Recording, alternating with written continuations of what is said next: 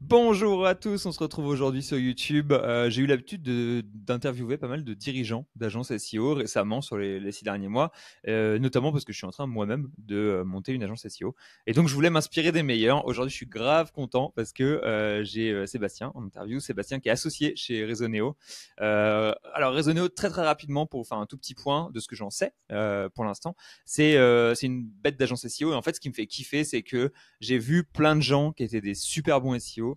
Et j'ai vu qu'ils étaient passés par Resoneo à chaque fois. Et je me dis toujours, purée, mais c'est quoi cette agence de malades qui a recruté toutes ces bêtes de personnes qui soit y sont encore, soit n'y sont plus. Resoneo, d'ailleurs, je sais plus si c'était toi, Sébastien, ou quelqu'un d'autre, mais qui était une des agences qui m'avait fait une proposition au moment où je me suis fait virer il y a un an.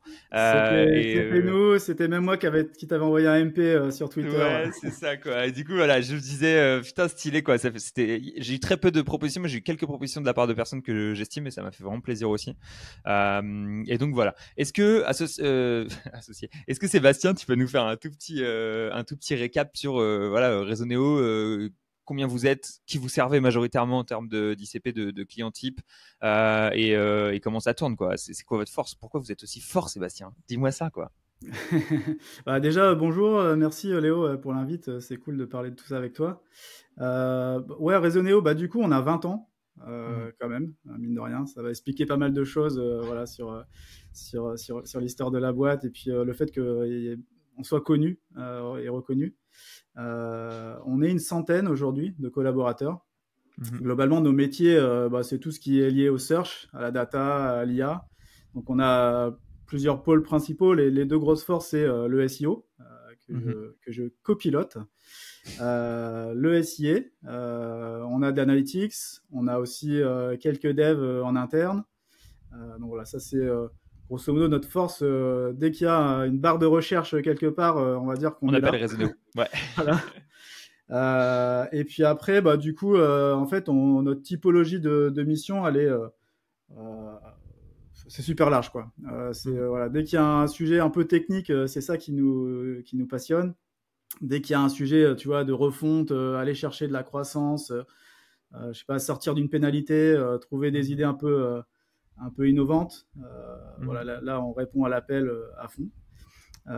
Et du coup, ce qui fait qu'on bosse avec, tu vois, des sites qui ont les moyens, quoi, qui ont vraiment envie, qui ont une culture déjà SEO. Ouais. Tu vois, nos interlocuteurs sont des SEO, Ok. des mecs comme toi, tu vois, qui savent déjà de quoi on parle. Donc, on va pas leur expliquer comment marche une title, tu vois. On va essayer de résoudre des problèmes de pourquoi la page s'indexe pas, etc. Donc, on se Mhm. retrouve voilà à travailler pour, je sais pas, des e-commerçants type But ou Salomon, Ouais. des sites de petites annonces, on bosse avec Le Bon Coin. Dans le voyage, tu vois, on bosse avec UCPA. Donc, alors, on a plein de variétés de comptes. Et on doit Ouais. avoir, ouais, pour te donner un chiffre, un peu plus d'une centaine de clients au SEO, quoi. Ok. Voilà. Ok. Putain, c'est marrant. Ouais, ouais. Du coup, ah, c'est marrant. Ouais, ok, je m'attendais. Alors, ce qui est marrant, c'est que vous avez peu de clients, entre guillemets, vu la taille de l'agence, dans le sens où 100, c'est beaucoup de clients, mais quand tu as une boîte de quasiment 100 personnes, 100, c'est pas tant de clients que ça, mais c'est Ouais, parce qu'à c'est chaque fois, 100 c'est des clients, gros 100 clients. clients que sur le pôle SEO. Après, Ouais, c'est ça, on que a sur le d'autres pôle clients si SEO. tu rajoutes le SIA et l'analytics. Ok. Et j'imagine qu'à chaque fois, par contre, c'est du coup, des gros projets, des grosses Ouais. infrastructures, des équipes de ouf et des projets Mm. qui prennent beaucoup de temps pour être sûr que tout roule bien, quoi. C'est du gros Ouais, SEO technique à grande échelle, quoi. complètement. Ouais. En fait, du coup, c'est rarement enfin, c'est souvent des missions qui sont gérées par au moins deux personnes chez Ouais. nous. Ça, c'est un peu la base. Et après, ça peut monter jusqu'à 5 ou 6 personnes, voire même des fois plus. Des appels à des externes, à des freelances quand voilà, on veut sous-traiter des choses qu'on ne sait pas vraiment faire. Ouais. Typiquement, je sais pas, c'est un peu en train de mourir là, mais la production de contenu, ce genre de choses. Euh, et donc, ouais, c'est pas, on n'est pas sur des milliers de clients, mais par contre, on Ouais. veut tu vois, on veut les chouchouter, quoi. Vraiment, on passe du temps dessus, on s'investit, et donc on Ouais. cherche pas, voilà, à se développer en termes de nombre de clients, mais par contre, un client actif, il a toujours des trucs à faire, Ouais. il y a toujours des projets à aller chercher, et du coup, en fait, notre base de clients a grossi et fait grossir Resoneo comme ça. Ok, ouais. En fait, un client qui est acquis chez vous, comme vous le servez bien, qu'il a toujours des bonnes choses à faire, il va rester potentiellement ad vitam aeternam, quoi.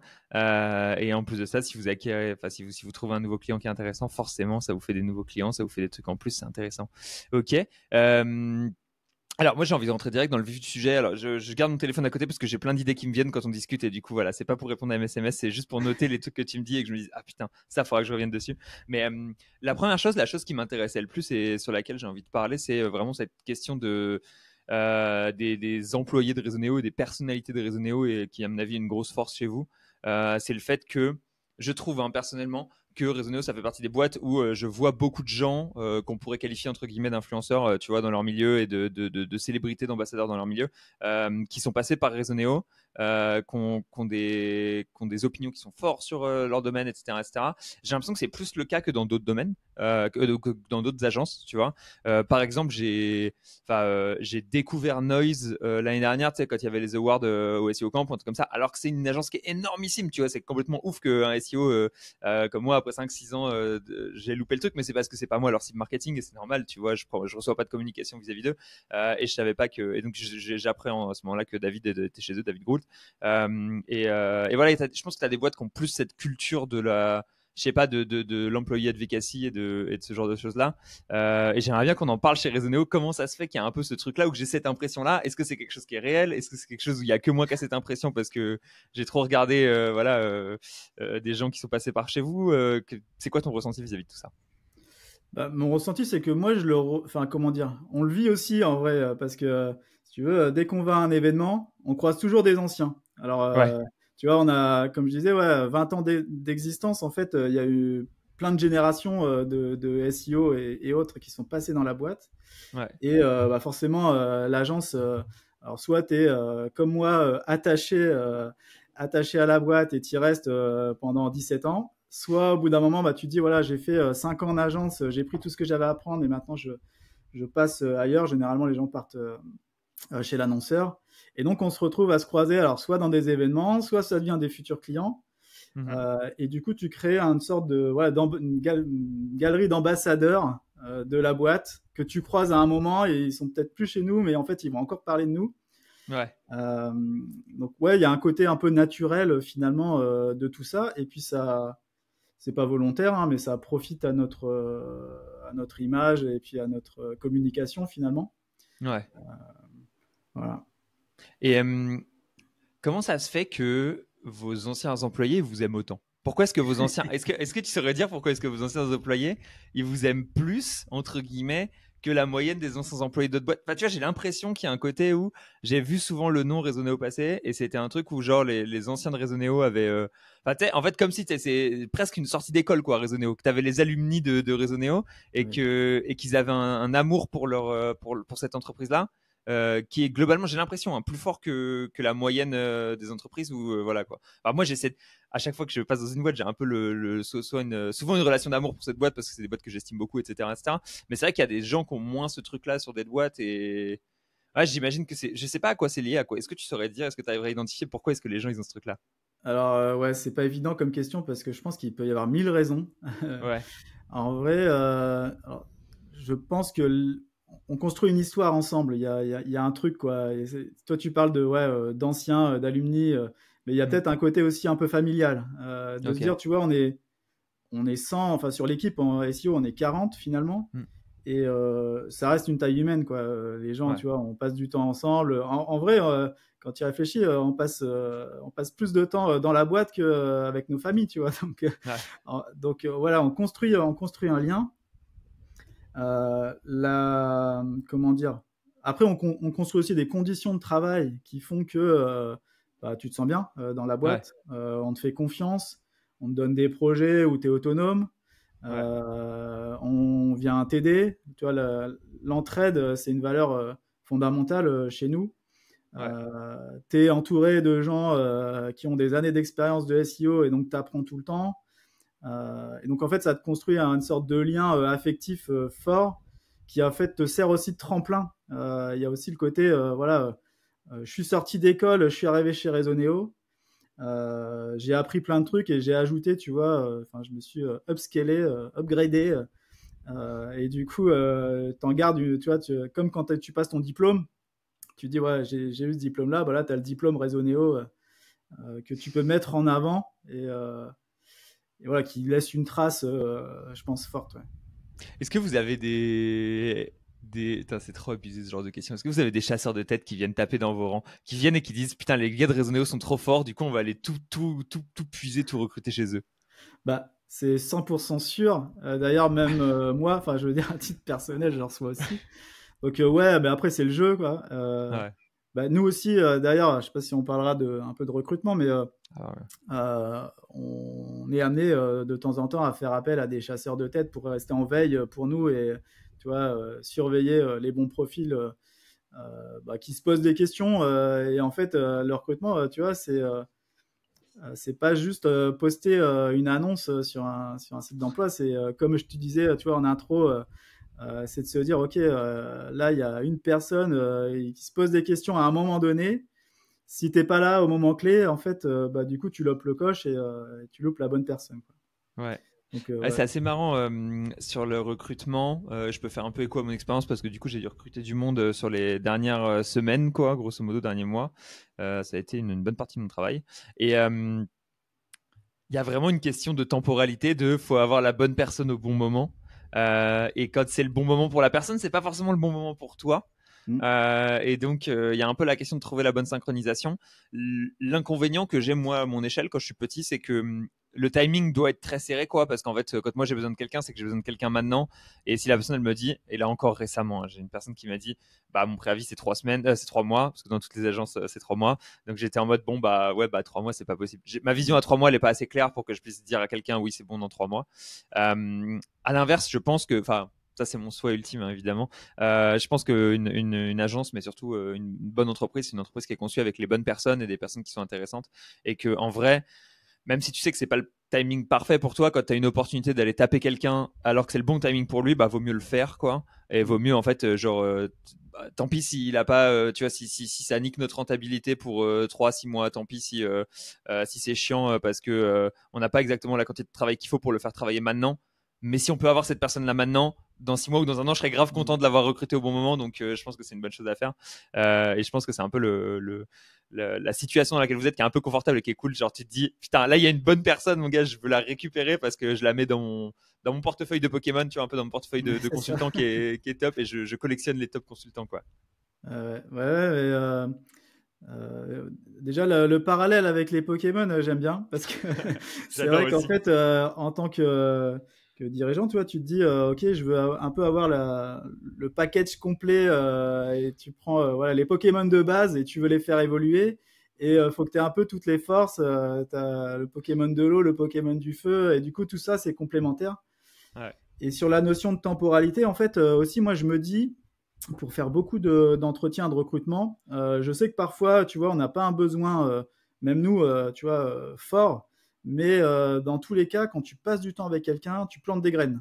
Ouais. Euh, et ça se trouve, cette même personne, tu vois, juste le fait qu'elle garde une bonne image de toi, ça se trouve, ça sera un client demain. Ça se Ouais. trouve, c'est quelqu'un que tu vas recroiser dans 5 ans et qui se souviendra qu'il avait passé un bon moment et que tu lui avais raconté voilà, une histoire qui l'avait un peu séduit. Et même de notre côté, d'un point de vue recruteur, passer du temps avec des candidats, c'est jamais du temps perdu, je trouve. Moi, je trouve que ça permet de bien mesurer un candidat VS. Enfin, tu sais, en fait, quand tu veux recruter à un moment donné, c'est jamais trop c'est quoi le niveau moyen à un Mm. instant donné, etc. Et du coup, c'est cool de. Tu sais, même si tu as interviewé une personne et tu dis cette personne est top, dans une interview de 10 ou 15, histoire d'être sûr que la personne elle est top, que le rapport qualité-prix il est bon, etc., etc. Quoi. Il y a vraiment cette question, je trouve aussi, qui est là, qui est présente sur le recrutement. Ouais, j'ai un pote qui me disait ça et que je trouve intéressant. Le recrutement, c'est un des supports sur lequel tu as le plus de levier. Parce qu'avoir une bonne personne, elle va faire 100 fois plus qu'une mauvaise. Et donc, il vaut mieux faire très attention sur les trucs où tu as beaucoup de levier généralement. Et c'est là où tu vas pouvoir. Voilà. Enfin, c'est là que les fortunes se créent, quoi, entre guillemets, sur des bons Mm. recrutements. Quoi. Yes. Et après, d'expérience, en fait, c'est vrai que tu as le côté, tu as envie de voir plein de gens. Et puis, c'est aussi mécanique. Hein. Plus tu vois de gens, plus tu es sûr de tomber sur une pépite. Ouais. Mais après, plus tu vois de gens aussi, plus le choix devient dur. Parce que Ouais, plus c'est dur de forcément, tu décider. rencontres des gens bien. Donc, tu vois, tu te dis, ah, j'ai un doute, je peux embaucher qu'une seule personne et j'en ai deux, trois là qui me plaisent bien. Et tu as des choix à faire et des fois, c'est pas évident parce que tu dois refuser des personnes en disant, ouais, c'était bien, mais Mais tu vois, des petits crochets quoi qui se font pas, mais c'est pas évident à expliquer. Tu vois, c'est pas mathématique quoi. Ouais.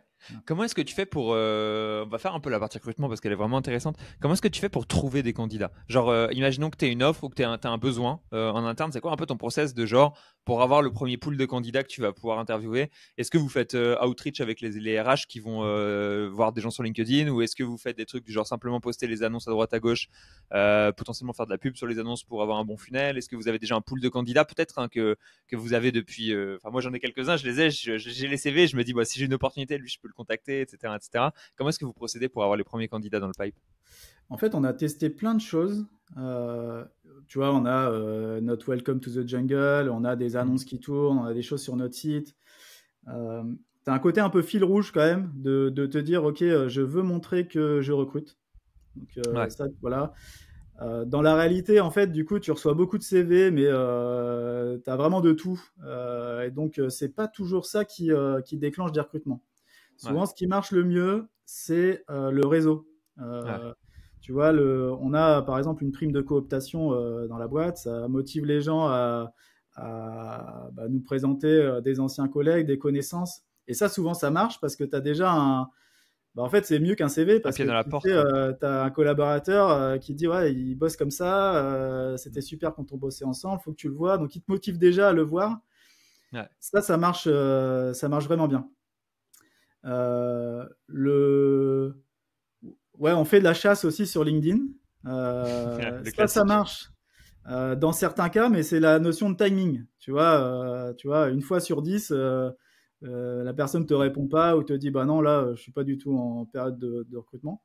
Ouais. Mais tu peux avoir un moment, voilà, tu tombes pile au bon Une bonne moment. surprise, on va dire. Voilà, et donc ça arrive aussi beaucoup. Et après, il faut pas oublier non plus.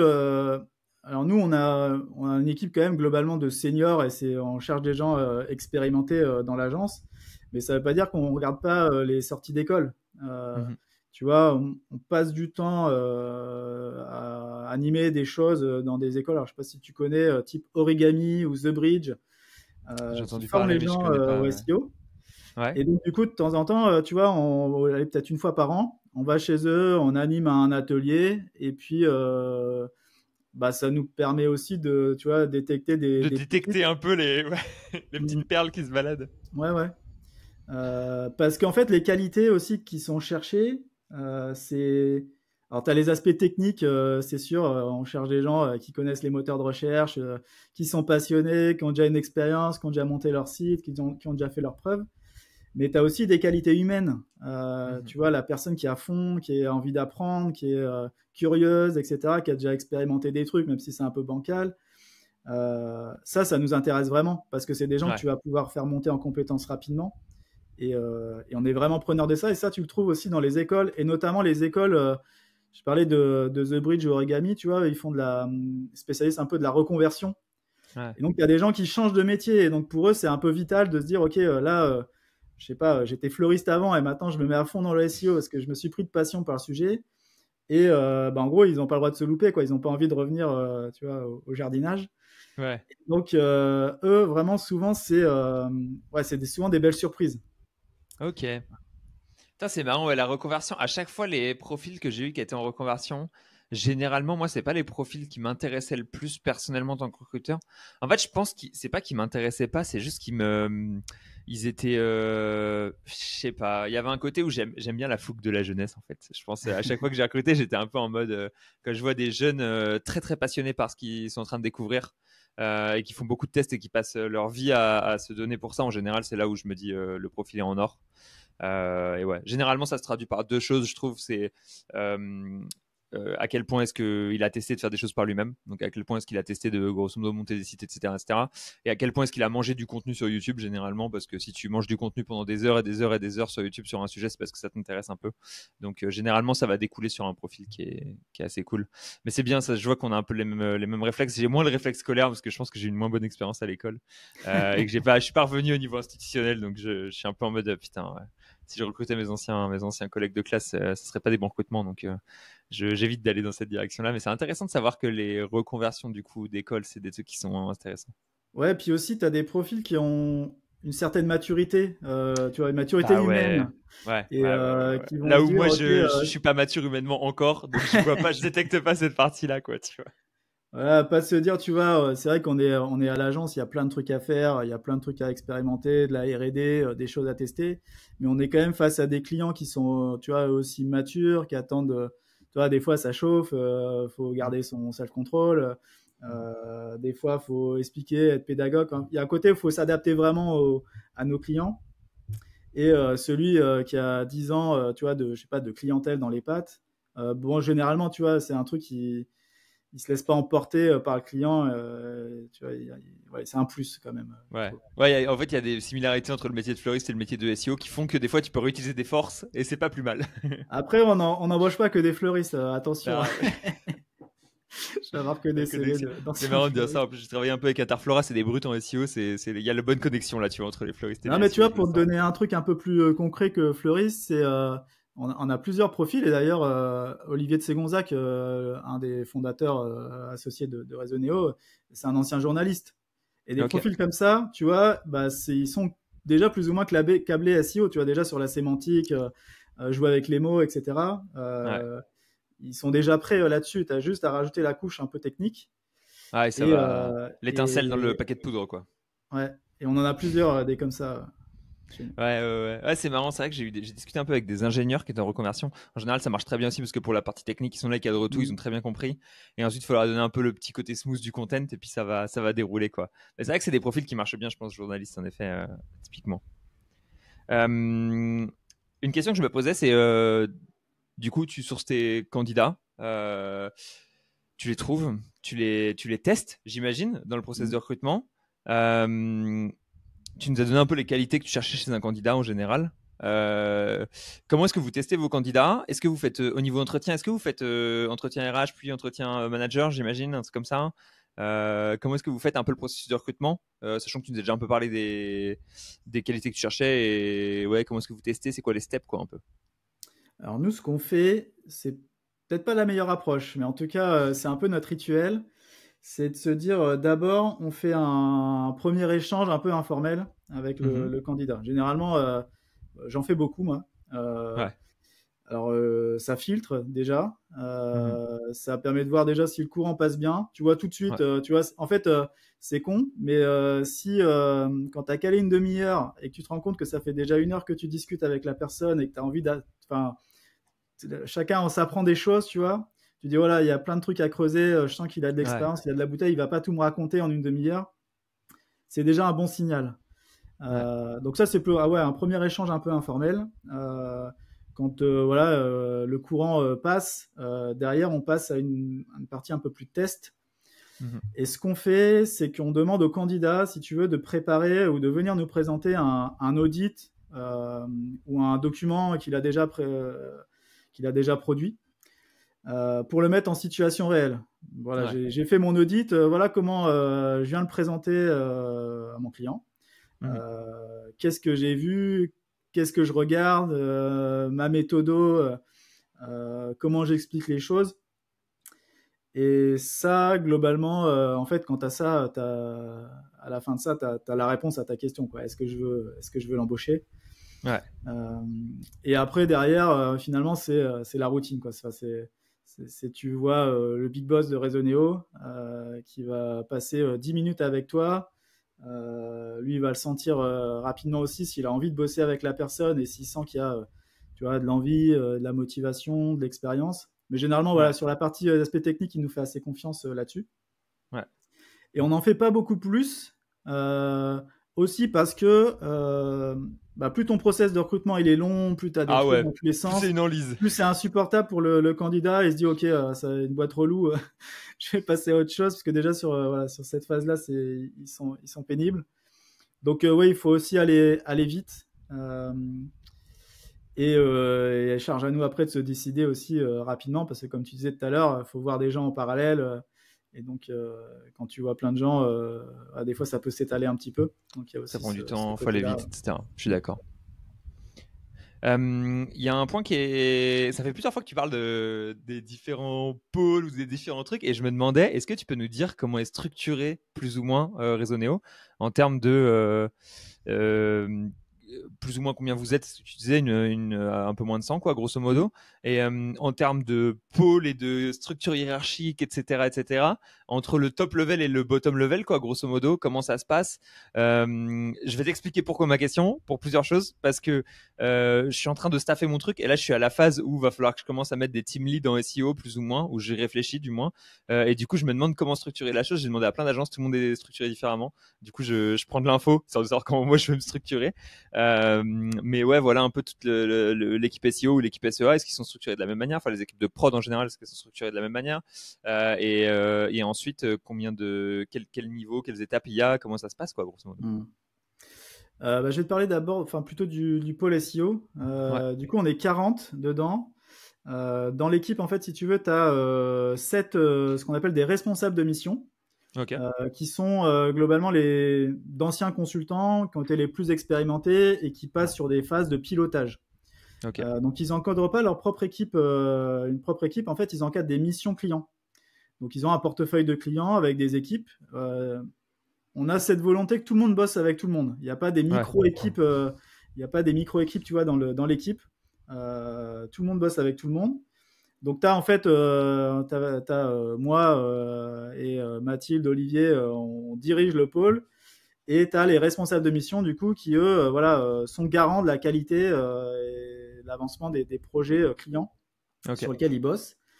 Et du coup, dans ces projets-là, du coup, tu as des équipes de consultants. Donc, on est Ouais. une trentaine de consultants. Donc, ils bossent, pareil, les binômes changent tout le temps. C'est jamais les mêmes équipes sur les mêmes projets. Et on essaye de réunir les forces de chacun pour créer des équipes qui marchent ensemble. Ouais. Alors, on fonctionne aussi comme ça, mais tu vois, on peut aussi se dire parfois, on a l'envie de faire monter en compétence les gens. Donc, il y a des gens qu'on sort aussi un peu de leur zone de confort et qu'on met sur des projets qu'ils n'ont jamais fait. Mais comme ils sont en binôme avec des seniors, des gens qui ont déjà fait ça, ils progressent comme ça. Donc voilà, hein, grosso modo, c'est structuré autour de clients. Et après, en fait, à côté de ça, on a des gens à qui on a donné la casquette de référent d'expertise. Ok. Il y a tellement de trucs à savoir en SEO Bah que ouais. c'est dur d'être bon et à jour tout le temps, partout. Enfin, tu dois vivre ça comme nous.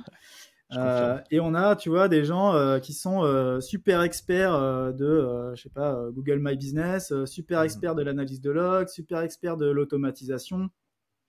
Et donc, ils viennent ponctuellement aider. Alors, c'est aussi des consultants, hein, ils font pas ça à temps plein, mais Ouais, ils ont ouais, une c'est ça. En partie de fait, leur temps qui est ils ont une réservée à partie ça. du temps, ok, Voilà. expertise sur leur domaine et une partie du temps consulting classique où ils aident tout, quoi. Exactement, tu vois. Et Ok. l'histoire, c'est souvent, à un moment, tu as eu un projet, le client était embarqué dans je sais pas, un sujet de discover. Hmm. Limite, tu partais de zéro, tu as creusé toute la doc, tu as testé les trucs. Et puis, au bout de 2 ans, tu te dis, OK, en fait, je suis devenu le plus expert de l'agence Ouais. là-dessus. Et donc, tu gagnes cette casquette-là. Et après, tu viens aider tout le monde Dès là-dessus. qu'il y a besoin de l'expert Discover, hop là, t'as le gars qui s'est cassé la tête sur Discover pendant 2 ans, qui arrive et qui dit ah, c'est bon, hein, j'ai le badge de l'agence, Ouais, c'est bon, c'est ça, c'est j'ai fait clairement le ça. truc Ouais. et tout. Ok, c'est cool en vrai, c'est pas mal. J'ai Ce qui est marrant, c'est que enfin, la manière dont tu me le décris, c'est un peu chaotique, tout en étant un peu organisé, dans le sens où, en gros, vos responsables de projet, ils ont un portefeuille de projets ou de clients. Du coup, j'imagine un peu, enfin, généralement, ça Oui. doit être de clients, du coup, pour que ce soit plus facile à organiser, mais ce qui équivaut en division de projet. Et C'est ça. derrière, du coup, eux gèrent une équipe de SEO, où leur équipe a tendance à changer, ou c'est genre les équipes sont ailleurs et on les challenge les unes après les autres. Comment est-ce que vous faites ça? Alors, les équipes, elles évoluent. Alors, déjà, Ouais, je veux dire, faut le dire, il y a un turnover aussi chez Resoneo. ouais. Donc, il y a des gens qui viennent et d'autres qui partent. Donc, on fait Et en évoluer fonction des ça. besoins aussi, quoi. Du coup, s'il y a des besoins d'un côté sur un client et qu'il y en a moins sur l'autre et que tu as une expertise Ouais, technique et que tu as besoin de exactement. revaloriser, ouais, ok. Alors ça, pas trop finalement parce que ça bouge pas trop. C'est plutôt, Ouais, ça bouge à la hausse, on va dire. Mais c'est vrai que tu as le in-out client aussi qui joue. ouais. Donc ouais, ça fait pas mal varier. les choses, mais globalement, on a plutôt une posture de pérennité, on va dire. Mhm. Euh, Quand tu connais ton client, quand tu es dedans, quand tu vois, bah, c'est confortable de dire, OK, Ouais. ça arrive vraiment souvent qu'on connaisse mieux le site du client, qu'on connaisse mieux ses technos que lui, parce qu'en fait, ça bouge aussi chez nos clients. Ouais. Et c'est gratifiant quand tu arrives et que tu te dis, bah voilà, moi je sais, ah oui, c'est à telle personne chez vous qu'il faut poser la question. Enfin, c'est toi qui Ouais. renseigne les nouveaux chez ton client.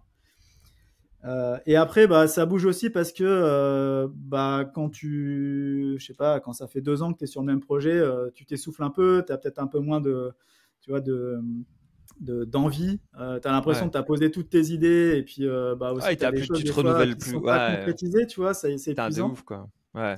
Moi, Et ça m'est ça fait arrivé du bien de temps récemment. en temps de repartir sur un nouveau projet. Exactement. Après quelques mois, tu sais, où en fait, tu te dis putain, mais là, tu sais, on s'essouffle un peu, on s'est pas renouvelé. Même, en fait, toi-même, tu te reposes pas la question. Et Mm. si ton client te challenge pas là-dessus, des fois, tu te dis un peu genre, ah ouais, putain, tu sais, ouais, t'as l'impression. C'est bien de faire tourner à ce moment-là, généralement, parce que ça rafraîchit un peu tout le monde. Mm. Et avoir un cerveau frais sur un nouveau projet, ça fait toujours du bien, je suis d'accord. Mais c'est intéressant ta remarque sur le fait que ce soit un peu chaotique. Alors c'est vrai, euh, mais euh, mais nous on le voit plutôt de façon positive. Alors c'est en fait la difficulté elle est plutôt pour les responsables de mission. C'est comme je disais, c'est super, tout le monde bosse avec tout le monde. Et du coup c'est vrai en termes d'encadrement, ça peut être un peu le bazar parce que tu vois, t'as toujours des moments de surinvestissement sur un projet parce que là il y a un truc qui est tombé, là il y a une urgence, là il y a un machin. Donc c'est une gymnastique à faire quotidiennement voilà, faut l'encaisser quoi. Ouais. Mais ça fait aussi partie de la dynamique de l'agence, je trouve, de se dire en fait, bah, t'as pas de routine quoi. Ouais. Tu sais qu'à un moment il y a un truc qui va tomber, ah oui machin a plus de dispo, faut que je trouve quelqu'un d'autre. Donc il y a voilà, une gymnastique quand même marrante, je trouve, stimulante. Moi, personnellement, je suis très très partisan des organisations chaotiques, hein, notamment parce que je suis moi-même chaotique. Je sais pas si c'est toujours la meilleure chose, mais en tout cas, je trouve que franchement, ça me fait vraiment plaisir d'avoir une agence qui est un peu chaotique en face de moi, parce que souvent les agences elles sont trop carrées. En fait, tu sais, il y a un peu le côté où tout doit être parfait, etc. Il y a les règles à suivre. Si on suit pas les règles, c'est pas bien, etc., etc. Je pense que c'est souvent lié au fait que c'est beaucoup de juniors en fait en agence. Là où c'est sûrement moins votre cas à vous, et du coup avoir une structure qui est plus chaotique, ça offre plus de liberté, et offrir de la liberté à des seniors, c'est la meilleure moyen d'avoir des résultats qui sont fantastiques à mon avis, hein. Enfin, c'est ma vision sur la situation, Ouais, je et suis j'ai assez l'impression que c'est un peu d'accord. la vôtre aussi, quoi. Carrément d'accord, je suis assez d'accord parce qu'en fait, cette organisation-là, elle va bien justement aux seniors, tu vois, qui n'ont pas Mhm. besoin que tu leur dises. En fait, ce qu'on n'a pas, nous, par exemple, c'est. Enfin, si on l'a, mais tu vois, c'est pas le truc qu'on travaille le plus. On n'a pas la checklist toute faite du bon SEO, de alors, faut Ah faire ouais. ça d'abord, après, faut faire ça. Euh, on travaille pas vraiment comme ça, tu vois. On se dit, ok, on fait confiance aux gens, on sait qu'ils savent quoi regarder, on va les aider. Des fois, tu es tout seul, Ouais. tu es un peu perdu ou tu oublies des trucs, donc tu as toujours un petit regard externe. Mais ça convient bien à ce genre d'organisation. Euh, et du coup, ça fait partie voilà, de pourquoi les gens s'épanouissent aussi dans la boîte, quoi. Ouais, c'est parce que vous avez laissé la liberté à des gens qui avaient l'expérience, et ça, c'est vraiment parfait, quoi. Parce qu'en fait, souvent, t'as le problème inverse de. Bah, je comprends, quand tu as beaucoup de juniors, c'est nécessaire de mettre du cadre. Parce qu'en fait, Mm. les gens, ils doivent apprendre, ils doivent se former, ça prend du temps, etc. Mais à mon avis, tu t'épanouis plus en dehors du cadre que dans le cadre. Voilà, quoi. Et c'est important. Personnellement, je suis en train d'apprendre un truc sur la partie agence, qui est la moitié de mon métier, qui est la partie service et la partie, voilà, comment avoir des clients qui sont satisfaits. C'est une partie où j'avais très peu de cadre, personnellement, ce qui est une très très mauvaise chose, étant donné le métier dans lequel on est. C'est quoi votre cadre à vous chez Resoneo pour satisfaire vos clients? C'est quoi vos go-to, vos trucs où vous vous dites, putain, tu vois, pour qu'un client soit heureux chez Resoneo, il faut qu'on pense à faire ça, il faut qu'on pense à faire ça. Il y a une partie qui se fait naturellement, forcément, une partie humaine, une partie de connexion, une partie de discussion qui est importante. Mais il y a aussi une partie qui est plus, on va dire, pas forcément technique, mais une partie que tu peux réfléchir, où tu as des cadres et des choses que tu fais tout le temps en tant qu'agence. Comment est-ce que vous vous organisez là-dessus, vous, chez vous? Alors, bah, il y a plusieurs choses. La première, je vais faire le pont avec ce qu'on disait avant. En fait, on fait des missions sur mesure. On n'a pas de Ouais. package. Et quand tu fais du sur mesure, grosso modo, tu t'adaptes tout le temps. Donc, en gros, il y a un côté où le client, il se dit, OK, peu importe le besoin que je vais avoir, Je sais que Resoneo, alors je vais au moins leur poser la question et allez, on va dire dans 90% des cas, ils vont savoir m'aider. Même si c'était pas le truc prévu initialement, tu vois, marqué Ouais. dans un devis, voilà, on répond à l'appel sur ce genre de sujet.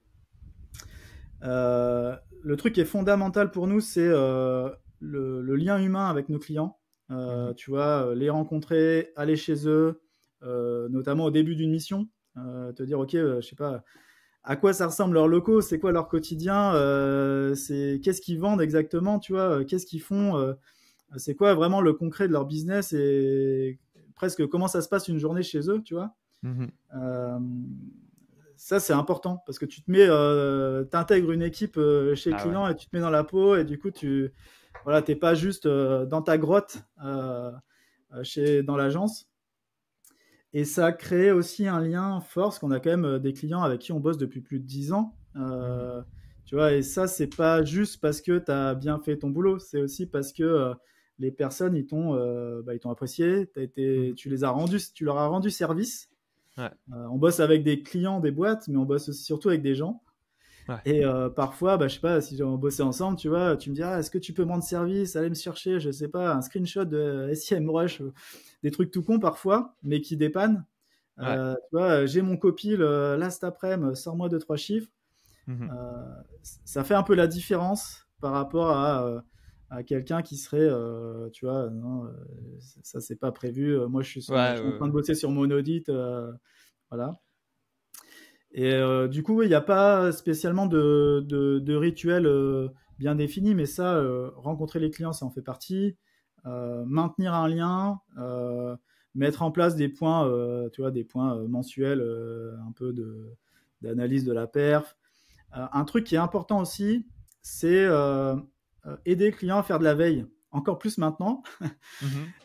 Tu vois, quand tu as quelqu'un de l'extérieur qui fait de la curation et qui te dit, OK, tu as de la news qui pop tout le temps, voilà, notamment sur l'IA, tu as un mec qui filtre un peu et qui te dit, voilà, il y a ça qui sort. Faut que faut que je te présente le truc parce que ça va t'être utile. Ça apporte aussi une plus-value et ça, c'est aussi important pour nous. C'est stylé, ouais. Du coup, vous faites genre si vous avez trouvé des trucs un peu game changer avec des nouveaux outils ou des nouveaux process ou des nouveautés qui sortent, vous faites des petites presses ou des petits trucs aux clients pour qu'ils voient un peu les choses, quoi. Tout le temps, ouais, tout le temps. Ouais, et tout le là, temps, ouais. du coup, avec les sujets d'IA, notamment les nouveautés là, d'IA e-commerce, c'est la folie. Ouais, Parce qu'on en sort tout le temps et si t'as que, tu beaucoup vois, de nous, clients on e-commerce, apprend. toutes les semaines, t'es là en train de préparer des trucs et tout, tu sais, sur des trucs qui viennent de sortir, tu maîtrises même pas, t'es juste là, ça vient de sortir, les gars, c'est une dinguerie et tout, quoi. Ouais, mais ça crée aussi, tu vois, il y a un défi de se dire, OK, ça vient de sortir, alors il faut qu'on le teste tout de suite, qu'on se fasse tout de Ouais. suite un avis, qu'on se dise, ça se trouve, le truc, ça va faire flop et ça va pas marcher, tu vois. Je sais pas, je pense à DeepSeek, là, quand c'est sorti, tout le monde en parlait, on en a parlé à nos clients, évidemment. Maintenant, ce Ouais. truc-là, il est un peu, voilà, ça floppe un En peu. pause. Mais tu as des trucs, tu vois, GPT, le shopping là, de GPT, Perplexity qui fait un deal avec PayPal. Enfin, voilà, y a des trucs tout le temps qui intéressent nos clients. Et voilà, quand tu les alimentes là-dessus, notamment au niveau de la direction, tu vois, c'est croustillant pour eux et ça déclenche après des nouveaux sujets. Ou tu peux les accompagner en plus de ça. En fait, tu ouvres des Ouais. portes sur des trucs où voilà, il y a du potentiel derrière, ils doivent être contents à propos de ça, etc. Putain, c'est stop, quoi. Ça, c'est une très très bonne idée. Je note dans mon carnet des bonnes idées que je vole à Resoneo. Hop là. Voilà, c'est pas disruptif non plus, hein. On fait tous de la veille. En fait, on fait tous de la veille. Souvent, naturellement, on l'a fait pour nous.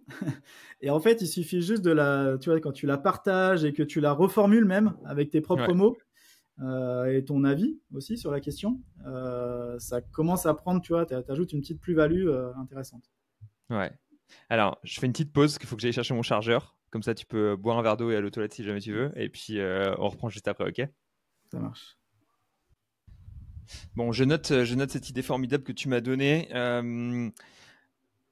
Un truc de plus, je viens d'y repenser et je voulais te féliciter parce que Resoneo, vous avez cassé le game SEO au moment du leak des leaks Google. Vous avez été trop fort, vous avez sorti les analyses de fou furieux.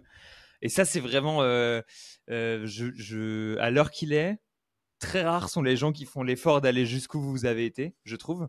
Et je trouve que c'est remarquable.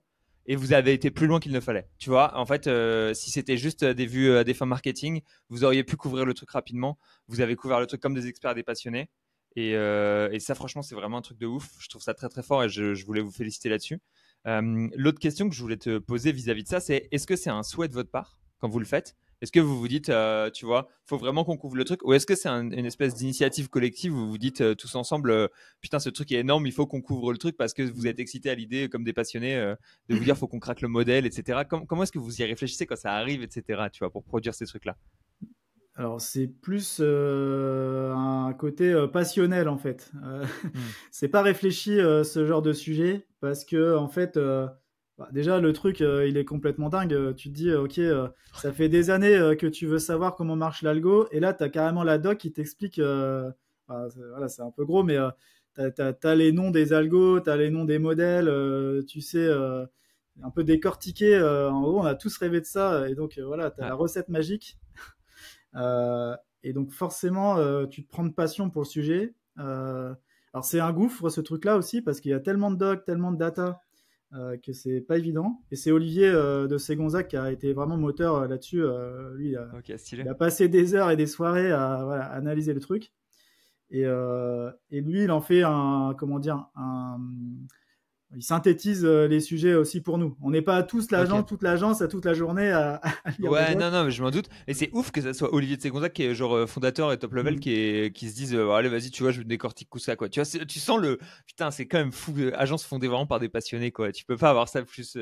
Enfin, c'est trop fort de se dire que. Parce que souvent, t'as des gars qui sont super passionnés dans l'équipe et tu sais, ils se mettent à farfouiller le truc et c'est top et ça devient des moteurs de R&D, etc., etc. Mais quand c'est en plus le top level management et les fondateurs qui font ça, Mm. c'est super inspirant pour toute l'équipe, en fait, je trouve. Ouais, bah tu vois, c'est peut-être une différence qu'on a, c'est que à tous les niveaux, on fait du SEO, quoi. On a tous fait du Ouais, SEO, on continue de faire du SEO. Moi, je fais encore de la prod. ouais, Tu vois, on est tous passés par la case consultant SEO, et donc on a tous eu un peu, si on est encore là, c'est qu'on a voilà, la flamme, la flamme de comment ranker dans les moteurs.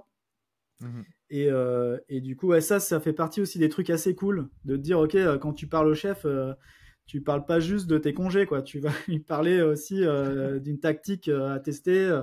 Il peut t'aider à brainstormer quand tu fais une pause avec lui. Il va te sortir un truc que tu vas pouvoir exploiter vraiment sur tes clients et pas juste ouais, un truc, tu vois, je sais pas, ouais, organisationnel.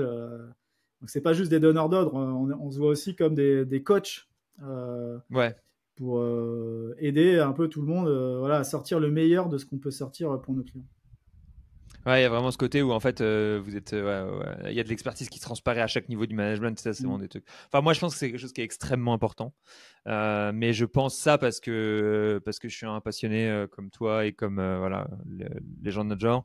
Euh, Réalistiquement, je réalise avec le temps que c'est important, mais c'est pas si important que ça si tu veux juste faire du chiffre. Mais si tu veux faire un truc comme on aime en faire, de gens qui kiffent leur métier, qui sont voilà, qui ont la flamme, et des entreprises qui ont de l'âme, en fait, je pense assez simplement, Mm. ça fait plaisir. C'est pas le meilleur moyen de gagner de l'argent. Le meilleur moyen, c'est de mettre des financiers à la tête. Mais le meilleur moyen de faire des entreprises avec de l'âme, c'est sûrement de mettre des passionnés au management. Euh, il y a un truc que tu as dit tout à l'heure et je me suis rappelé que c'était une réalité et que moi j'étais pas du tout dans cette réalité parce que je vis en Thaïlande, mais vous êtes en physique à Paris et du coup vous allez voir les clients en physique à Paris. J'imagine genre potentiellement vous signez les contrats dans les bureaux l'un de l'autre et tout, c'est pas juste des PDF qu'on s'envoie par mail et genre il y a vraiment un truc où vous êtes présent, ancré localement et tout. Comment est-ce que, enfin, déjà moi ça me paraît stellaire parce que je vis que en asynchrone à 15 000 km de chez vous et c'est dommage parce que j'aimerais bien rencontrer un peu plus mes clients parfois, mais bon, c'est le jeu. Euh, Est-ce que du coup, j'imagine que vous avez des consultants qui partent en régie et qui vont travailler directement chez les autres clients. J'imagine vous devez avoir une part de télétravail et une part de temps en agence. C'est quoi l'importance à quel degré est-ce que vous êtes présent physiquement, etc. Tu vois, moi c'est un truc qui est complètement pas du tout dans mon scope et ça m'intéresse de savoir comment ça vous impacte, comment est-ce que vous le vivez, comment est-ce que vous gérez tout ça, comment est-ce que vous avez géré le Covid peut-être, comment est-ce que vous travaillez avec vos clients full de distance, full présentiel, etc., etc. quoi.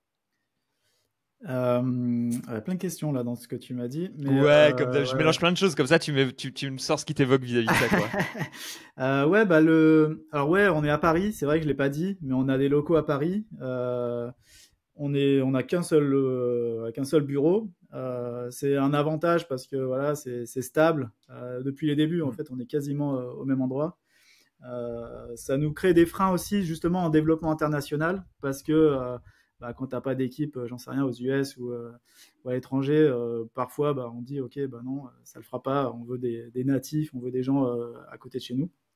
Ouais. Et du coup, on joue la carte, ouais, effectivement, de la proximité à fond. Ça Mhm. veut pas dire que tous nos clients ils sont parisiens, hein. On a des clients, Ah, bah, tu vois, je te dis, on j'imagine. bosse avec Salomon, ils sont à Annecy, on va les voir. On a des clients, je sais pas, à Lyon, à Lille, enfin, tu vois, on bouge aussi. Mais après, derrière, ouais, il y a une sorte d'équilibre à trouver. Donc, on a du temps de télétravail pour tout le monde. On a 2 jours par Mhm. semaine pour tout le monde. Donc, on essaye aussi d'avoir voilà, ce côté flexibilité. Mais on tient quand même aussi à avoir un. Tu vas se dire, ok, l'agence, c'est aussi une équipe, c'est aussi des gens, c'est aussi bien un côté, un esprit voilà, de team building, quoi, de se dire, ok, je vais voir les gens, je vais à l'agence prendre de l'info, voir, tu vois, sonder une ambiance, quoi. Ouais. Donc ça, on veut l'avoir. Et puis, oui, effectivement, alors c'est pas 100% des projets où on a de la régie, mais ça fait partie de notre offre. Mhm. Et ça, c'est assez game changer en fait, en réalité, parce que quand tu es à l'extérieur et que tu délivres des docs, tu sais pas trop où ça va, tu n'as personne vraiment pour les défendre en interne. Par contre, Ouais. quand tu es ouais, au cœur du système, tu participes à toutes les réunions de décision, les gens ils viennent te voir spontanément, ils te posent des questions, tu Ouais. deviens voilà, le monsieur SEO en place. Et là, alors, à la fois, c'est gratifiant parce que tu te sens vraiment utile, quoi. Tu dis, ok, j'ai un truc à faire, je sais, je vais aller voir le dev directement, il va me changer de ligne et ça va régler mon problème. Et puis, tu es aussi embarqué dans les prises de décision, quoi. Donc, on te fait confiance.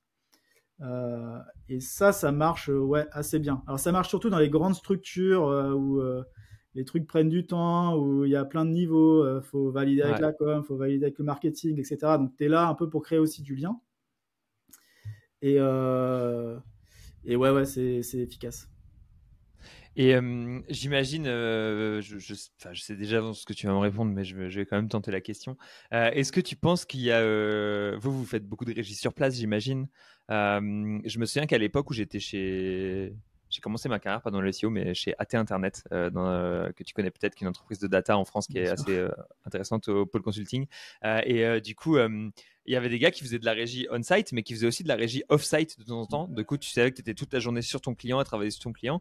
Euh, mais, euh, mais forcément, tu n'étais pas dans les bureaux, etc. Donc j'imagine que tu es moins ancré quand tu es en régie off-site. C'est Mm. un côté qui est moins cool, où tu as moins de présence, tu as moins ce côté ancré. Tu disais, ça fait partie de votre offre. Est-ce que vous vendez la régie de la même manière que vous vendez le reste du TJM, ou est-ce que c'est quelque chose que vous vendez plus cher?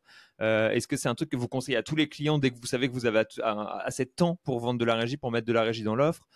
Comment est-ce que vous intégrez ça? Est-ce que vous essayez de le mettre à chaque fois parce que vous savez qu'il y a vraiment un point fort et que vous le renforcez fort, etc., etc. Comment est-ce que vous l'intégrez dans dans le parcours client, dans les offres que vous proposez, etc. Alors, c'est marrant que tu me parles de la régie à distance parce que c'est un truc. Nous, on a appelé ça la télérégie. Donc, en gros, Pas mal t'es la à télérégie. distance, mais en fait, tu te concentres à 100% pour ton client. Et ouais, on a deux, trois cas Ouais, comme ça marrant. Donc, c'est un modèle un peu hybride, un peu bizarre, je trouve, ouais. mais qui marche et qui rassure le client. Il se dit, OK, lui, il est à fond pour moi. J'essaie Toute la un journée, truc je que peux j'essaie de faire l'embêter. en ce moment en télérégie avec mes clients, parce que moi en plus il y a le décalage horaire, donc l'enfer pour essayer de vendre de la télérégie, tu l'imagines. Mais je leur dis, le consultant travaillera chez vous tous les matins, tu vois, tous les matins vous l'appelez, il est présent, il n'y a pas de problème, etc. C'est ma manière de gérer la télérégie avec le distanciel, c'est marrant. Ouais, ça plaît bien. Bah, ça plaît bien pour les clients qui sont vachement demandeurs, tu vois, qui ont besoin de Mm. soutien, de coaching, qui ont tout le temps, tu vois, tu peux monter un canal de discussion par chat avec eux. Enfin, là, tu construis vraiment un truc. Ouais. Après, ouais, sur la régie, alors c'est pas un truc qu'on pousse absolument, hein, c'est Mm. pas, je veux dire, c'est une possibilité. Comme je disais, on fait du sur-mesure, donc il y a des cas où tu as besoin de venir, le client, son SEO, il part en congé, je sais pas, en congé sabbatique ou congé maternité. Tu as besoin d'avoir quelqu'un, du coup, c'est un peu la galère. t'as pas les ressources pour embaucher, tu fais appel à l'agence pour te mettre quelqu'un sur place. C'est souvent comme ça en fait que ça se fait. Et c'est pas un truc qu'on vend vraiment différemment d'un autre projet. Ouais. Ce qui est la difficulté pour nous, c'est que ça ne devienne pas une contrainte pour le consultant qui va faire ça. Parce qu'en gros, si ton contrat, c'est de te dire, OK, je suis en télétravail et je vais de temps en temps chez Resoneo, et que ça devient, OK, faut que je traverse toute l'île de France pour aller chez mon client, là, ça devient une galère. Donc, on essaye de trouver aussi, du coup, ça rajoute une composante de se dire, OK, il faut trouver la bonne personne qui peut Est-ce bien qu'on a un gars répondre qui est aux pas loin du défis, bureau, ouais. techniques, qui en plus de ça habite pas trop loin. Ouais. Donc c'est un peu, ouais, c'est un peu un casse-tête. Mais oui, on le vend pas spécialement différemment.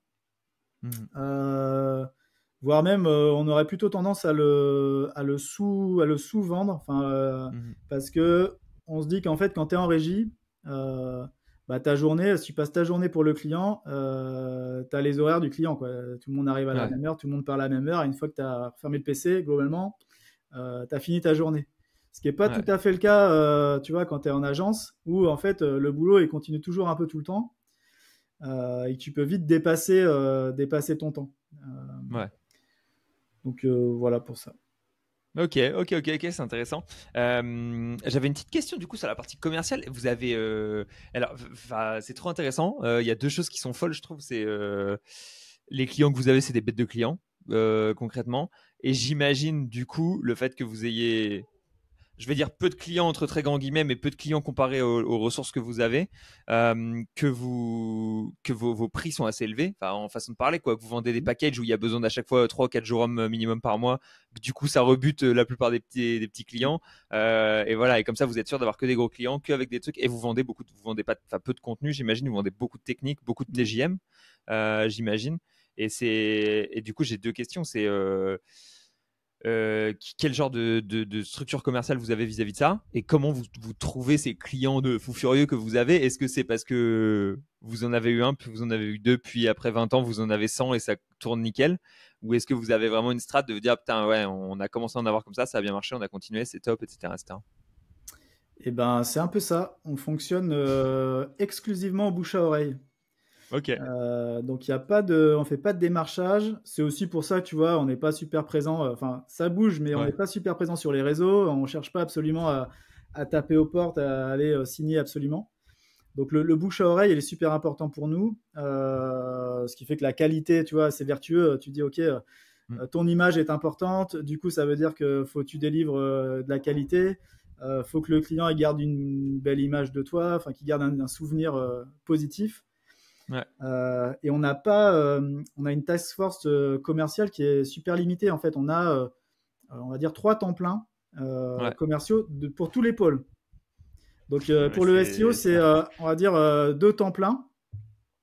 Parce qu'en fait, eux, ce qu'ils font, c'est qu'ils réceptionnent les demandes entrantes. Donc on reçoit des mails, est-ce que vous voulez être dans la haut, ceci, cela. Et après, nous, on traite. Et ce qui est cool dans ce modèle-là, c'est que grosso modo, eux, ils centralisent les sujets. Alors, c'est aussi des consultants. On a une personne à temps plein sur le commercial, qui est un ancien consultant, et d'ailleurs un des associés maintenant de la boîte. Et tu as une personne qui est à mi-temps. Enfin, tu as deux personnes même qui sont à mi-temps. Ils ont 50% de leur temps, ils font du consulting, ils gèrent leurs propres clients. Et le 50% restant, ils gèrent des propals. Et donc, en gros, voilà, ce qu'ils savent mettre en place, derrière, ils le vendent. Et ce qui est super cool, je trouve, et je suis assez fier de ça, c'est que on est incapable, nous, de vendre un truc qu'on ne sait pas faire, qui a jamais fait ses preuves, ou de survendre un truc. Tu vas te dire, OK, t'inquiète, je vais te faire plus 50% en un mois, easy. Nous, on fait pas ça parce que c'est un exemple, tu vois, mais quand tu te dis, OK, c'est infaisable, c'est ingérable, je peux pas faire ça, tu le vends pas. Et donc, on gère ça comme ça, on a une task force assez limitée, et après, tout le monde est moteur dans l'équipe. Donc, en gros, voilà, dès que tu as un petit peu de temps, tu peux aider à faire une analyse du site, à creuser ses points faibles. Qu'est-ce que tu ferais pour lui, analyser ses concurrents, les tactiques, etc. Donc, c'est grosso modo, tu vois, presque dire que tout le monde est commercial chez Resoneo, dans un sens. Euh, et ça, c'est cool. Te dire, tu peux être voilà, moteur du truc, proposer ta strat, travailler avec d'autres personnes pour dire, ah, tiens, qu'est-ce qu'on ferait si on avait un peu carte blanche sur ce site-là, c'est moi aux manettes, qu'est-ce que je ferais? Est-ce Ouais. que je mets, voilà, qu'est-ce que je mets comme budget netlinking? Qu'est-ce que je priorise en premier? Est-ce que je bosse, je sais pas, les contenus? Est-ce que je développe des pages? Est-ce que j'active un nettoyage technique?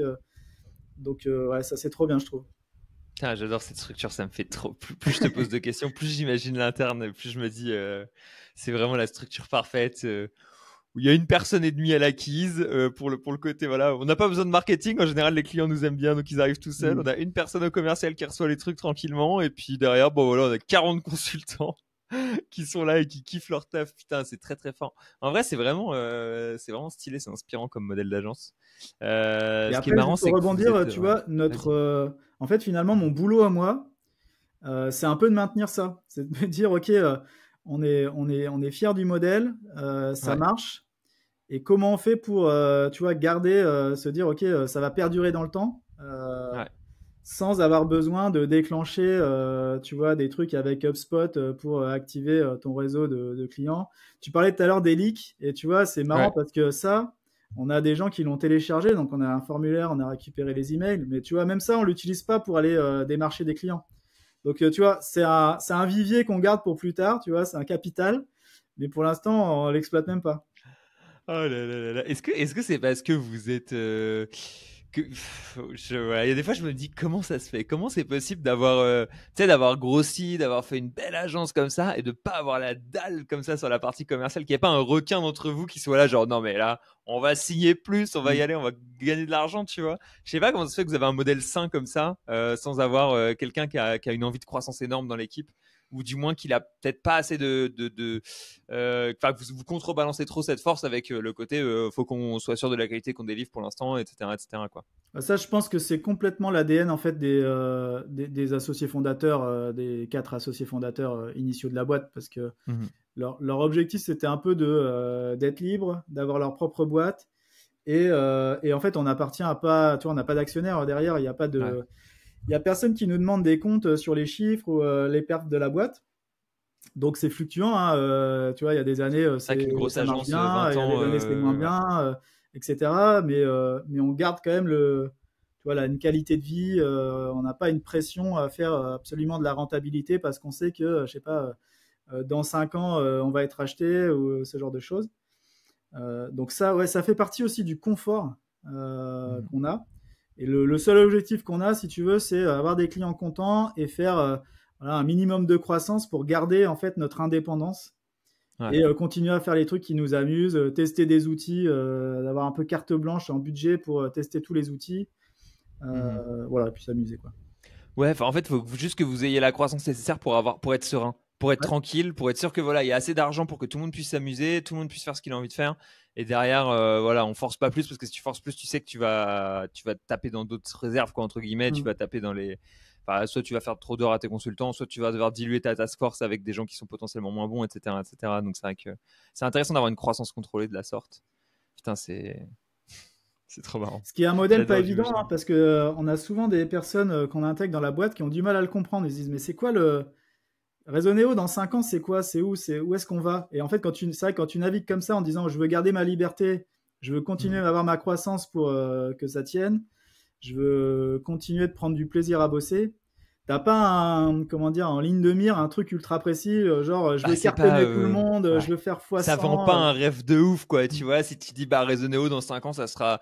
Bah, on aura les mêmes clients, on aura sûrement 20, 30 de plus, voilà, on aura un peu plus de monde, on aura développé des expertises là-dessus. Ça sera comme maintenant, on est un peu mieux, quoi. Et les gens, ils sont en mode, ok, ça vend pas du rêve de ouf, mais en fait, c'est cool parce que c'est juste une croissance qui est saine, quoi. Et c'est pas un truc où t'as pas tout dérouillé, quoi, tout déraillé entre à aller chercher plus, quoi. Ouais, mais après, tu peux ajouter aussi, tu as le sentiment d'avoir aidé des gens. Tu as le Ouais. sentiment, tu dis, ok, tu as aidé des boîtes quand tu fais du SEO, des fois, tu as quand même un levier de ouf pour te dire je vais les maintenir à flot, ça se trouve ils allaient couler, ça se trouve tu vois t'as explosé leur modèle, enfin on est quand même acteur d'un truc assez fou quoi. Tu bosses avec une startup, en fait quand tu bosses le SEO d'une startup, t'es un Ouais, des peu fois, garant, tu peux être c'est toi la gagnant. croissance, quoi. C'est toi la vie de la boîte. Ouais, de ouf. Et ça, c'est carrément stimulant, je trouve. Putain, ouais, non, mais c'est vrai, c'est super stylé en fait. Quand tu as les projets qui sont vraiment sexy en face, et en plus, comme vous avez des gros projets techniques, il y a des upsides potentiels qui sont assez énormes généralement. Là où quand tu as des projets contenus, tu es beaucoup plus corrélé en termes de 1 vaut 1, tu vois, entre guillemets. Tu vas vraiment sur un projet contenu, un produit contenu, tu vas vraiment te dire on va pouvoir faire x100 sur le site, alors que sur des trucs techniques, tu peux débloquer des trucs et avoir des techniques qui font que tu révèles beaucoup. Donc, c'est vrai que ça, c'est cool, c'est quand même un bon avantage. On a parlé de quelques trucs, de comment est-ce que vous fidélisiez les consultants, de comment est-ce que vous aviez une task force, des consultants qui étaient heureux et qui kiffaient leur taf. Tu as parlé de conditions de travail, de confiance, d'autonomie, d'entraide, de formation et des opportunités internes, un peu d'évolution interne. Tu penses que c'est quoi un peu les bons réflexes que vous avez en interne? Comment est-ce que vous favorisez tout ça? Comment est-ce que vous favorisez l'entraide? La confiance, je peux à peu près voir comment est-ce qu'on peut la favoriser. En général, c'est juste accepter que voilà, il y a des erreurs qui vont être commises et accompagner les gens dans le fait qu'ils vont les faire et on va les faire ensemble et ça va être OK de les faire. Mais comment est-ce que vous favorisez l'entraide, par exemple? Comment est-ce que vous favorisez la formation? Comment est-ce que vous avez c'est quoi vos conditions de travail particulièrement qui sont bonnes, tu vois? Comment est-ce que vous faites pour avoir des choses qui sont un peu mieux que les autres? Bah, déjà, tu vois, de ce qu'on disait tout à l'heure, ça passe aussi par l'exemple. Mhm. Tu vois, quand moi j'anime une formation, Olivier anime une formation, tu vois, tout le monde est, voilà, on est tous acteurs de ça. Sur la formation, on s'auto-forme beaucoup, parce qu'on a une variété Ouais. de profils de gens pointus dans leur truc qui peuvent nous raconter voilà, leur expérience. Peut aussi beaucoup se partager, tu vois, de retours d'expérience. Ouais. Donc en fait, tout le monde est un peu moteur là-dessus.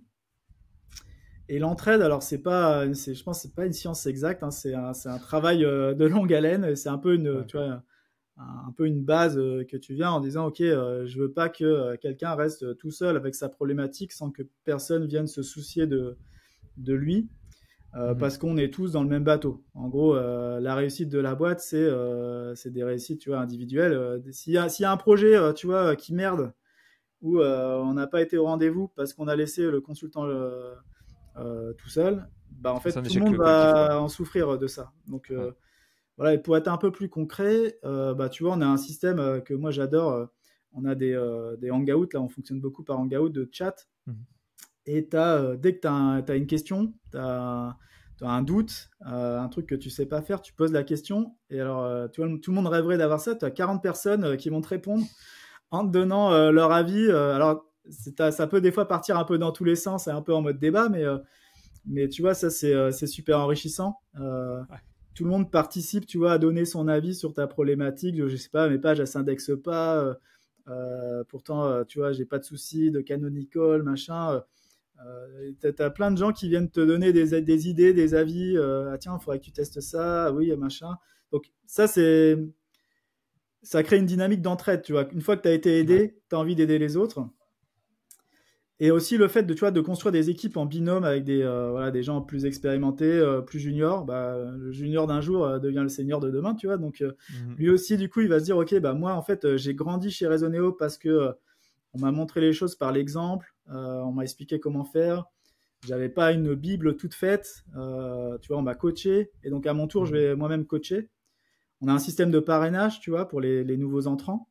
Ils ont un Mhm. parrain qui vient passer du temps avec eux, qui leur explique un peu les rouages, les process qu'on peut avoir. Et puis, on n'a pas de, comment dire, t'as pas de prime sur objectif. Si Mhm. tu fais plus qu'un autre, en fait, personnellement, ça t'apporte rien financièrement. Ouais. Mais du coup, ça te dit, ok, si je prends sur mon temps pour aider mon collègue à côté, bah, je vais rien y perdre dans un sens. Ouais. Et puis, en fait, il me rendra l'appareil, tu vois, un jour où j'aurai pas le temps de gérer un truc. Donc, il y a un côté comme ça, un peu où tout le monde est un peu sur le même niveau et on est vraiment dans le même bateau. Et oui, je trouve que ça marche bien, mais voilà, tu vois, faut donner un peu de carburant de temps en temps, et c'est en ça que montrer l'exemple, ça marche bien. Quand tu veux lancer un truc, un projet, faut aussi que toi tu sois, voilà, que tu apportes ta pierre à ça. Quand je dis soit je parle de moi, tu vois, dire moi à mon Ouais. niveau, je viens aider de temps en temps sur un petit projet, un petit truc, tu vois, tout bête. Je pourrais faire autre chose, mais ça m'amuse aussi de débloquer une situation parce que je l'ai déjà vécu par le passé, quoi. Ouais, bah, je pense que les modèles d'agence, c'est des modèles qui sont très très humains. Et en fait, chaque humain doit, dans sa chaîne de valeur, tu vas avoir son truc à apporter sa chose, sa pierre à l'édifice à un moment ou à un autre. Et dès que tu as un peu le côté où tu déconnectes de ton top management, ou tu déconnectes, tu vois, de certains humains dans l'agence, tu peux déconnecter facilement d'autres parties de clients, tu peux déconnecter plein d'autres choses. Enfin, tu vois, c'est un peu. Je pense qu'il faut avoir quand même un gros. Enfin, ouais, moi, je découvre un peu le monde hein, petit à petit et je sens qu'il y a vraiment un côté où, putain, faut que les gens doivent s'aimer entre eux, quoi. Tu dois aimer les gens et tu dois avoir une empathie qui est forte et c'est quelque chose qui est important. Euh, Tu nous as dit qu'ils n'avaient pas de primes sur objectif personnel. Est-ce que vous avez des primes sur objectif peut-être de groupe, sur des projets réussis, sur des trucs comme ça, sur les renewals de clients, peut-être ou rien du tout? Vous avez que du fixe Rien du traditionnel, tout. quoi. Rien du Ouais, tout. motivé par la passion, c'est tout ce que vous aurez. Non, non, ben en fait, on récompense les gens par un salaire fixe qui est plutôt cool. Mais Ouais. voilà, t'es pas, ça veut pas dire que t'as pas d'objectif personnel, hein. Chaque Mhm. consultant, on construit des objectifs, mais qui sont plus des objectifs, on va dire, de monter en compétences pour pousser les gens à aller explorer d'autres sujets, à pas rester cantonnés dans leur zone de confort, à s'auto-challenger, à se dire, OK, moi, j'ai jamais traité de clients dans le B2B. Du coup, OK, on dit cette année, tu vas bosser sur un projet un peu comme ça, tu vas aller voir ce que c'est. Mhm. Donc, on se sert des objectifs individuels qu'on fixe tous les ans pour ouais, faire grandir les gens dans l'agence. Ok, ok, ouais, c'est stylé. Putain, c'est trop marrant. Vous avez vraiment le modèle. Tu sais, souvent, les gens, quand ils veulent lancer un truc, ils pensent au modèle inverse. Ils se disent, ok, on va avoir une grosse rentabilité. Les gars, ils vont être motivés à l'objectif, hop là, payer à la perf et tout. Et là, c'est le truc. Putain, c'est génial. Vous êtes vraiment les chefs. Bon, bah écoute, je pense, je regarde si j'ai d'autres questions, mais j'arrive plus ou moins à la fin de mes questions. Ah si, à la rigueur, je voulais juste te poser une question sur les étapes de vie d'une agence qui a 20 ans de métier. Dans le sens où toi, en plus, tu es là depuis 17 ans, donc tu as vu beaucoup d'étapes. C'est quoi les grandes milestones par lesquelles sont passés Resoneo où tu t'es dit, putain, ça, c'était des étapes d'un moment où on avait une manière de travailler, peut-être, une équipe, peut-être, une typologie de clients et des trucs où tu te dis, et après, ça a changé, c'est un nouveau style qui parfois est mieux, parfois est moins bien, mais juste différent et c'est l'étape d'une boîte. Par quelles étapes tu passes après 20 ans dans le web, quoi? Il y en a des centaines, des étapes. Mais tu vois, on a vécu des changements de locaux. C'est tout bête, Ouais, mais tu vois, c'est tu important, passes. hein. Moi, je suis arrivé chez Redoneo, c'était un petit appart. Je sais pas, ça faisait 20 mètres carrés. Et maintenant, on est dans des locaux énormes. Donc, tu vois aussi cette progression. Et à chaque fois, ça crée tu vois, ça crée une sorte de rupture. Ok, on passe une étape. Tu passes d'un loco, on est tous serrés les uns avec les autres, à un truc, on a trop d'espace. Ça joue. Enfin, personnellement, moi, C'est vrai ça, que voilà, je me ça souviens reste ancré. d'être dans des boîtes qui avaient pas mal grandi et elles me disaient beaucoup la même chose tu sais, tu parlais des autres locaux et c'était vraiment genre un autre moment de vie et Mm. c'était un autre style et genre le fait que tout le monde était, et souvent en effet, tu passes d'un endroit où t'avais pas du tout de place à un endroit où d'un coup t'as trop de place, jusqu'au moment où en fait t'as plus trop de place dans les nouveaux locaux et c'est juste la bonne taille et peut-être potentiellement à un moment où tu te retrouves à être serré dans les nouveaux locaux et tu dois encore changer, etc., etc. C'est intéressant. Je veux bien que tu Ouais, continues, ouais. ça matérialise vraiment, tu vois, concrètement, une croissance, quoi. Tu dis, OK, tu vois les choses à un petit bébé. Bah, le Pokémon, tu vois, le Pokémon arrivé petit, à chaque fois qu'il progresse, qu'il fait des étapes. Après, ouais, sur bah, des aspects plus métiers, tu vois, on, on a connu l'époque du netlinking Ninja, tu vois, ça a bougé. On a connu l'époque où on développait beaucoup d'outils pour nous. Tu vois, on avait développé des crawlers, on avait développé des systèmes de benchmark des résultats de Google. On sort un peu de ce modèle-là et en fait, on est en train d'y re-rentrer là, parce qu'on a connu l'époque où tu n'avais pas les OnCrawl, les Botify, Ouais. etc. pour t'aider. Il fallait un peu développer tes propres trucs. Euh, c'est aussi un peu le pourquoi je suis arrivé chez Rodoneo aussi, tu vois, c'était pour créer des outils comme ça. Et là, en ce moment, du coup, avec l'IA, on est en train bah, tous de se remettre à développer. Tout le monde est en train de devenir codeur Python finalement. Ouais. Donc, on redéveloppe des outils à fond les ballons. Euh, voilà, après les étapes, bah là on a fait une grosse fiesta pour les 20 ans de Resoneo, donc ça marque tu vois, Stylé. ça marque quand même les esprits. On a invité tous nos anciens clients, tous les anciens de la boîte. Donc là, ouais, là carrément il y a une milestone assez fort. Symboliquement, ça devait être beau, ouais. Mm. Et puis Et puis voilà, et après c'est de se dire, j'ai croisé plein de générations que je recroise après, qui sont partis maintenant dans d'autres boîtes, qui font aussi leur chemin, qui sont toujours dans le game, tu vois, qui gardent tu vois, un souvenir de Resoneo que tu prends plaisir à revoir. Du coup, voilà, c'est une partie de l'histoire de la boîte aussi qui est incarnée par les gens, quoi. Ouais, des morceaux d'histoire un peu partout à droite à gauche. Tu te souviens de voilà, c'était cette personne, c'était cette période, c'était ces bureaux, on travaillait sur ses clients, c'était marrant. Et tu vois le parcours qui a été fait entre temps et tu te dis putain, Ouais, tu te souviens c'est fou quoi. des combats, tu vois, des combats qu'on a menés ensemble, tel projet, tel client. Ah ouais, tu vois, on allait tous ensemble, je sais pas, en Uber, on préparait la presse 10 minutes avant d'aller les voir. Tu vois, tu te souviens de trucs, de moments un peu clés, mais c'est personnel à chacun. Du coup, tu vois, Ouais. c'est pas global à la boîte. Mais ça, tu vois, quand on se recroise, ouais, on en reparle. Ouais. Ouais, putain, c'est marrant quand même, c'est très fort. Écoute, Sébastien, c'est à peu près toutes les questions que j'avais pour toi aujourd'hui, ce qui est déjà pas mal en vrai. À la rigueur, je mettrai en description le site de recrutement de Resoneo parce que je Mhm. pense que dans les gens qui vont regarder, c'est potentiellement des recrues pour vous. Il m'arrive de recruter de temps en temps, mais là, je vais sûrement pas recruter pendant les 2 prochains mois. Donc, je vous laisse les gens directement qui peuvent être intéressés par ça. Est-ce que toi, tu as un mot de la fin ou des choses à dire avant de nous quitter? Alors, un mot de la fin, peut-être pour résumer ce qu'on s'est dit, j'ai l'impression que tu vois, le facteur clé de tout ça, c'est la passion, c'est l'envie de s'amuser, c'est de se dire, ok, j'ai envie de me sentir bien, j'aime ce que je fais, je veux aussi avoir les moyens, tu vois, tu as envie Ouais, de faire du SEO, et quand tu fais du SEO sur des grosses boîtes, là, tu peux commencer à faire des trucs qui font la différence, tu vois, tu c'est sors game du changer. bidouillage, et là tu sors le bazooka, et là, c'est vraiment trop Ouais. cool. Donc ouais, c'est un peu le sujet que je retiens, quoi. Continuer de s'amuser et prendre du plaisir. Bah, je suis 100% d'accord avec toi. Bah, écoute, ça fait plaisir qu'on soit synchro. Sur ce, je te souhaite une bonne journée et je souhaite une bonne journée à tous ceux qui nous écoutent sur YouTube. Salut.